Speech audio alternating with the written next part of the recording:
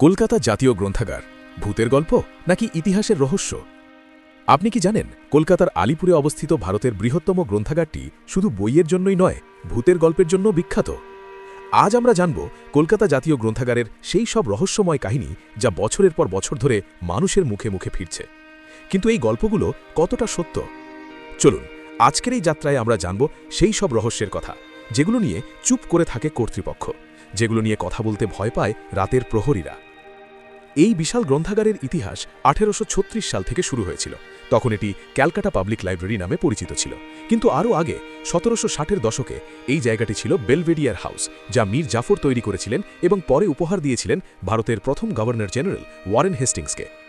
1854 সাল থেকে 1911 সাল পর্যন্ত এই ভবন ছিল বেঙ্গলের লেফটেন্যান্ট গভর্নরদের সরকারি বাসভবন। স্বাধীনতার পর 1953 সালে মৌলানা আবুল কালাম আজাদ এটিকে জাতীয় গ্রন্থাগার হিসেবে জনসাধারণের জন্য উন্মুক্ত করেন। আজ এই 30 একর জমির উপর প্রতিষ্ঠিত গ্রন্থাগারে রয়েছে 25 লক্ষেরও বেশি বই, পাণ্ডুলিপি, মানচিত্র এবং দলিল। গল্প 1, ওয়ারেন হেস্টিংসের ভূত। স্থানীয় লিঙ্গবদন্তি অনুযায়ী ওয়ারেন হেস্টিংসের আত্মা আজও এই গ্রন্থাগারে ঘুরে বেড়ায়। কেন? তিনি খুঁজছেন একটা কালো ব্যুরো যেখানে নাকি এমন কাগজপত্র ছিল যা হাউস অফ কমন্সে তার নির্দোষতা প্রমাণ করতে পারত। কিন্তু জীবিত অবস্থায় তিনি সেই ব্যুরো কখনো খুঁজে পাননি। গার্ডরা জানিয়েছেন রাতের বেলা তারা একজন পুরুষের অস্পষ্ট ছায়ামূর্তি দেখেছেন। অনেক গার্ড এখন হনুমান চালিসার কপি সঙ্গে রাখেন সুরক্ষার জন্য। গল্প 2, লেডি মেটকাফের আত্মা। আরেকটি জনপ্রিয় প্রচলিত গল্প হল লেডি মেটকাফের। তিনি ছিলেন পরিষ্কার পরিচ্ছন্নতার ব্যাপারে অত্যন্ত সচেতন। দর্শক এবং কর্মচারীরা দাবি করেছেন যে তারা বইয়ের পাকের মধ্যে একজন মহিলাকে দেখেছেন যিনি পুরনো বই এবং তাক ঝাড়ছেন। অনেকে পায়ের শব্দ শুনেছেন, দেওয়ালে ধূসর ছায়া দেখেছেন। কেউ কেউ বলেছেন যে একা পড়ার সময় মনে হয়েছে কেউ যেন তাদের ঘাড়ের কাছে শ্বাস নিচ্ছে। আর যদি আপনি কোনো বই তার সঠিক জায়গায় না রাখেন তাহলে এই অনুভূতি আরও তীব্র হয়। গল্প 3, দুর্ঘটনায় মৃত ছাত্রের আত্মা। একটি কাহিনী প্রচলিত আছে এক কলেজ ছাত্রের, যিনি ভিক্টোরিয়ান যুগ নিয়ে পড়াশোনা করতে নিয়মিত গ্রন্থাগারের এক নির্দিষ্ট কোণে বসতেন যেখানে বিশাল বইয়ের সংগ্রহ ছিল। একদিন গ্রন্থাগার থেকে বের হওয়ার পর প্রধান ফটকের কাছে একটি দুর্ঘটনায় তিনি মারা যান। বিশ্বাস করা হয় যে তার আত্মাও এখনও সেই কোণে বসে পড়াশোনা করে। গল্প 4, দুর্ঘটনার মৃত শ্রমিকদের আত্মা। 1990-এর দশকের শুরুতে যখন পুরনো ব্লকের সংস্কার এবং নতুন কমপ্লেক্স নির্মাণ হচ্ছিল, তখন একের পর এক 12 জন শ্রমিক দুর্ঘটনায় মারা যান। ভারতীয় বিশ্বাস অনুযায়ী নতুন বা নির্মাণাধীন ভবনে কেউ মারা গেলে তা অশুভ লক্ষণ।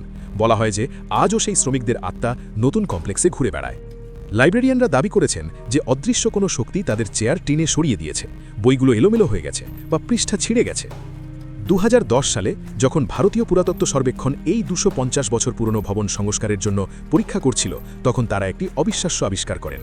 গ্রাউন্ড ফ্লোরে প্রায় 1000 বর্গফুট আয়তনের একটি গোপন কক্ষ পাওয়া যায়, যা দশকের পর দশক অলক্ষিতই ছিল। সবচেয়ে অদ্ভুত বিষয়, এই কক্ষে কোনো দরজা ছিল না, এমনকি কোনো সুপ্ত দরজাও নয়। এএসআই পুরাতত্ত্ববিদরা প্রথম তলায়, যা এই কক্ষের ছাদ, একটি ট্র্যাপ ডোর খোঁজার চেষ্টা করেন, কিন্তু কিছুই পাননি। যেহেতু ভবনটি ঐতিহাসিক এবং সংস্কৃতি গুরুত্ব সম্পন্ন, এএসআই সিদ্ধান্ত নেয় দেওয়াল ভাঙার বদলে একটি ছিদ্র করবে। এই কক্ষ নিয়ে জল্পনা। অনেকে মনে করেন এটি ওয়ারেন হেস্টিংস এবং অন্যান্য ব্রিটিশ অফিসাররা শাস্তির জন্য ব্যবহার করতেন। কেউ কেউ বিশ্বাস করেন এতে গুপ্তধন এবং কঙ্কাল রয়েছে। 2011 সালে সত্য উন্মোচিত হয়। গবেষকরা ঘোষণা করেন যে কক্ষটি পূর্ণভাবে মাটি এবং কাদা দিয়ে ভর্তি ছিল। সম্ভবত ভবনের ভিত শক্ত করার জন্য এটি করা হয়েছিল। কিন্তু এই ব্যাখ্যা সবাইকে সন্তুষ্ট করেনি। আজও অনেকে মনে করেন এর পেছনে আরও রহস্য লুকিয়ে আছে। তাহলে এই গল্পগুলো কতটা সত্য? যা নিশ্চিত, গ্রন্থাগার সত্যিই ওয়ারেন হেস্টিংসের বাসভবন ছিল।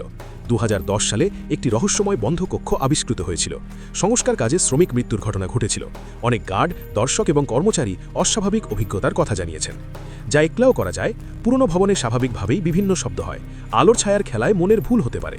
রাতের নিঃশব্দতায় কল্পনা প্রবল হয়ে ওঠে। দীর্ঘ করিডোর এবং পুরনো স্থাপত্য একটি ভয়ঙ্কর পরিবেশ তৈরি করে। কিন্তু যারা এই অভিজ্ঞতা পেয়েছেন তারা এখনও বিশ্বাস করেন যে কলকাতা জাতীয় গ্রন্থাগার শুধু বইয়ের ভাণ্ডার নয়, ইতিহাসের অতৃপ্ত আত্মাদেরও আশ্রয়স্থল। আপনি কি বিশ্বাস করেন এই গল্পে, নাকি মনে করেন এগুলো শুধুই গল্প? কমেন্টে আপনার মতামত জানান। ইতিহাসের রহস্য, সংস্কৃতির ঐতিহ্য আর অতীতের কাহিনী সবকিছু মিলিয়ে কলকাতা জাতীয় গ্রন্থাগার এক অনন্য জায়গা। ভূতে বিশ্বাস করুন আর নাই করুন, এই গ্রন্থাগারের ঐতিহ্য এবং সৌন্দর্য দেখার মতো। আর এমন রহস্যময় অজানা গল্প জানতে চাইলে এখনই চ্যানেলটি সাবস্ক্রাইব করুন এবং তোমার কাছের মানুষের কাছে বেশি বেশি করে শেয়ার করে দাও, যাতে তারাও অজানা বিষয়ে জ্ঞান অর্জন করতে পারে।